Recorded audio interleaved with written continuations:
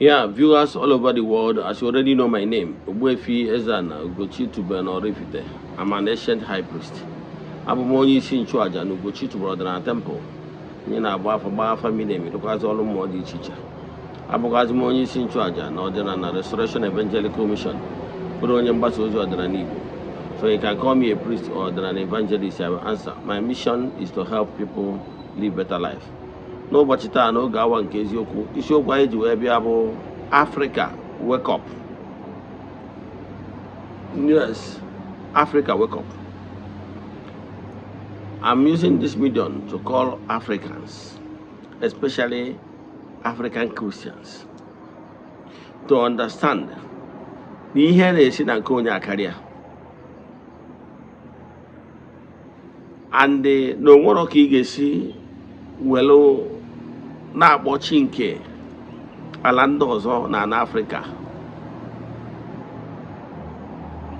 na ọ na-aza gị. Onwerekwana ka ị ga-esi wee mee onwe gị oru ndị anyarị ndị gị na ha na-compete, and ka ị marụ na onwero mmụọ ọbụla ga-afụ gị n'anya karịa mmụọ dị n'ala be nna gị. N'akwụkwọ Jeremiah chapter 6:16 ọ sị na ọ bụrụ na ị pụta n'ebe ụzọ gbalụ ụba edozie confuse ụzọ ị ga-eso ga-ejuo kere ụzọ ahụ ndị nna nna gị ha soro na mbụ. Nwachukwu adị m agwa gị ka ị jụọ ese kere ụzọ ahụ ndị nna nna gị ha soro na mbụ. A na-eshi ite ndị Afrịka na ụdị dị iche iche. Ihe ọmụmatụ ka e nwere ndị Afrịka ndị na-ekpe obere Kraịst, adị enye ha oke ha na-abịa n'ụka Rom, ama enye ha oke ha maka na a na-afụta ha dịka ndị esoro, maka ihe na ndị Afrịka bụ ụzọ lee ugwu ha. Onye emeriri na ana be nne ya bụ onye eriri eri. Ihe ndị a bụ ihe anyị ga-eneba anya. Mana before we dive into today's lecture, important announcement. Echefuna na anyị nọ na month of August. Our monthly ritual is still ongoing. You can join us anywhere you are all over the world. Distance everybody and all we do in the temple. Yes, n'isi ụtụtụ ejego na temple chụọ aja gọọ for kwubi okwu n'isi ndị sonyela all over the world. The friends of the temple, the children of the temple, the members of the Restoration Evangelical Mission and Consecrated Group. Yes, etu a ka anyị si eme till the last day of the month. I malitere ịchụ aja anyị n'igwe ihe karịgoro 4 years now. We have massive testimonies, but as you all know, we don't share testimonies on social media maka na ọ bụrụ ihe anyị maka ịbịa. Mana mara na Chukwu na-emere onwe ya aha. Ya bụ ọ bụrụ na ị chọrọ isonye na ihe ị ga-emewu, chat m na WhatsApp, forward ya 3 prayer requests anyị ga-edebe n'altar, then you make token donation iji kwado onye bụ aja. Yes, ụbọchị ikpeazụ nke ọnwa a, sọ ndị sonye na ya ga-enweta nchịkọta ihe onyonyo ya. Now let's proceed. Ọ bụrụ na ị chọrọ isonye ya, WhatsApp nọmba m dị na screen, chat m na WhatsApp. Ọkwa nke ọzọ bụ ọ bụrụ na ịbụ child of the temple, echefuna na our monthly annual festival is coming September 15. Atụrụ anyị na onye ọbụla bụ child of the temple ga-esonye na ya. Yes, whether ma ị abịa ma ọ bụ na ị ma abịa, whether ma ị n'obodo oyibo ma ị nọ Nigeria, ndị ga-esonye na ya bụ aja.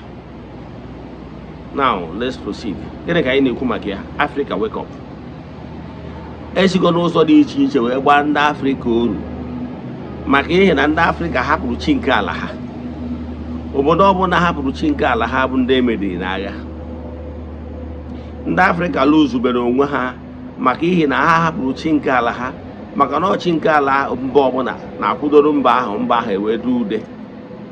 Ịfụrụ ụmụnne anyị ndị Asia, as we speak today, China and India is the fastest growing economy. Yes, and those China and India kwudosiri ike na chi nke ala be ha, Hinduism, Buddhism, maka na chi nke ala be ha ga-enye ha the inspiration, the genuine protection, the genuine love iji wee nwee ike compete na global stage. Ọ bụrụ na ị mara na enwere global politics, yes, international politics and global permutations, onwere onye ọbụla nwere agbụrụ ọbụla ga-enye gị chi ma ọ bụ usoro ha ji dị ebube. They only brought foreign religion in Africa to enslave us.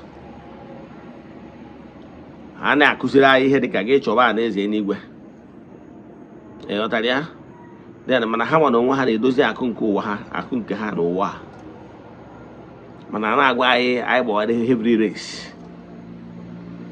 Mana ha nwa na onwe ha na-edozi their own heaven here. Who is deceiving who? Agwa gị ọ bụrụ na ama aghọla na ntị nke a, gị tụgharịa ntị nke ọzọ. While you go and slap them, go and slap America. What you will receive in response is bombardment. When I buy one in Africa, a blue Bible BI, and also in a heavy race. Now, I was saying, you have an abos on cool. Nay, do see better. I bet I have Christianity, I say, I be no better. And I was change, especially I want this UG. And what about only UG I canonize the sense? Is mad. What about only UG Emelo? If you do not, all the word you poop. Yes. Mani heni na abo na hawa na eme na them. Mananka asa boron di UG ka mari ihe. Mmadụ na ụzọ ga-edube ndị isi ochie n'ọnọdụ a ga-etube ha ugobo ịsa abụchi nke ala be ha. Oruo ga a na-select Pope, other world leaders. They will not select a black man to be the arrowhead. They will not. The only thing they can do among the Catholics, they can call some of our African black people as a prince of the church. That is cardinals, because every cardinal is prince of the church. But to be the king, and when he came here, yes, Mamaro ihe atụ ọzọ dị iche iche. Ọ bụrụ na n'iche na Chineke na-abịa select pope, ma na-aghọtara the politics dị ya. Ihe niile na-abụ the conclave, ihe niile na-abụ arrangement emere eme. When they choose the right person, ha chọrọ ha ejebe gịnị ha eje mụnye white smoke. Ịghọtara ya? So ihe niile I don't think na Chineke na-abịa select ha, no. And they are numerical strength, they are more in number. And the powers that control the conclave favor the white. Nchọ you got the politics there. Ka mmakwado ga-atụ ọzọ. O nwere nwanne anyị nwoke lụrụ ọrụ na mba England. Nwụọ a na-akpọ Reverend Father Ezeana. Reverend Father Ezeana nwụrụ 1964. After 30-something years, 1998, Pope John Paul II of blessed memory canonized ya, abroad canonized ya, now or declare ya beatification as blessed. You know ya? Ne kwetago no onye rujeru chukwu ozi as a servant of God. That was 1998. I was there. Yes, that's some the parish in Webia. After came a charia, 7 years down the line, about 2005, Pope John Paul II passed on. Yes, over 2011, 6 years later, Pope John Paul II, and may blessed. That is Pope John Paul II da. Made one night okay blessed 1998. Kind of one blessed. John Paul won at 2005. All kind of one blessed. John Paul will blessed. Now 2011. 2014. A major John Paul sent. One night okay kind of the same level till now. Where not? Obona one wake amara abuisi. Obona aguba adronko. And when you can say that actually here in Bama, I can tell you, never get enough evidence. Yes, man, yet they decided playing their own politics. I can tell you, even the dark era of 2 cents, and when you hear the Bama Hamel, Kamana Oka felt that and they to a disaster. can recognize their input. Iji wee motivate ndị ọzọ, iji wee jere ụka ozi. Ọnya ka eji mee ha sense. Enwere so many of them. Amakwụ na Mother Teresa abụrụkwa na sense. While ndị bụ ụzọ wee nwụ. So ihe niile awụ politics iji gosi ndị Africa na ọrụ bụ ndị emeriri emeri. And I can tell you, no one any world or any country or more continent ga compete on a global stage. More on a hana na chinkala beha. So bechiana beha. Weruso haji bindo when a jokuruchuku. Chinkala beha where goes ya, where kudroha with their own format and tactics. When we can compete with Daniel. We cannot be using the same way of worship ndanya in use where defeat ha na-egwu ha nwa mere institute.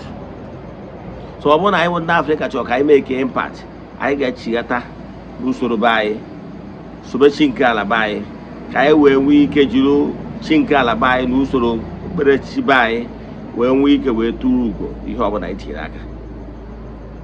Eji m n'aka ihe a wee wake up call for Africans to come back to their root.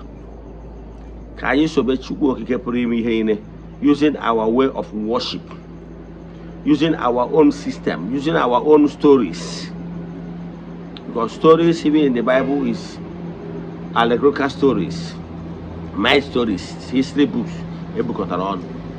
Mana anyị nwere ike ide our own story, use usoro ihe na-eme na be anyị wee dee akwụkwọ nke anyị nke anyị nwegoro enwe a na-akpọ nkomi. Ka nkwụsị ebe a. Inwe ajụjụ na nkụzi ma ọ bụ na ịchọ ka agbara gị afa miri emi. My WhatsApp number remains 0805 7837 672. Let us pray. Ekwem na Chineke. Ekwem na ọ dị ihe siri m ike nke Chineke na-apụghị isi m ụzọ m ga-esi n'uwe ya n'ihi na ọ mazuru ihe niile. Obi m siri ike na Chineke emeworo m ya gazie. May the blessings of Chukwu okike pụrụ ime ihe niile be with you all. May you be protected, may you be blessed now and forevermore. Ya gazie, udo dịrị ọnụ.